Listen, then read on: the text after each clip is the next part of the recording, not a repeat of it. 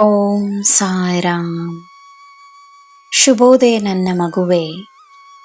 ನಿನ್ನಿಂದ ಎಲ್ಲ ಸಾಧ್ಯ, ನಿನಗೆ ಎಲ್ಲ ಲಭ್ಯ.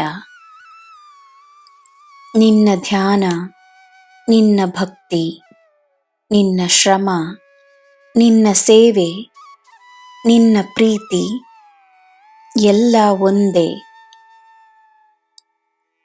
ನನ್ನನ್ನು ನಿನ್ನ ಗುರುವಾಗಿ, ನಿನ್ನ ಮಿತ್ರನಾಗಿ ನೀನು ಪಡೆದಿರುವೆ.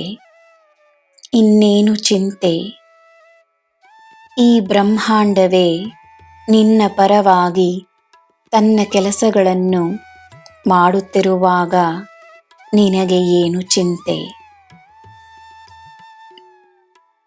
ನೀನು ನಿನ್ನ ಕೆಲಸವನ್ನು ಮಾಡು, ನಿನ್ನ ಶ್ರಮವನ್ನು ಮಾಡು. ಇದು ನಿನ್ನ ಸಮಯ, ನಿನ್ನ ಜೀವನ.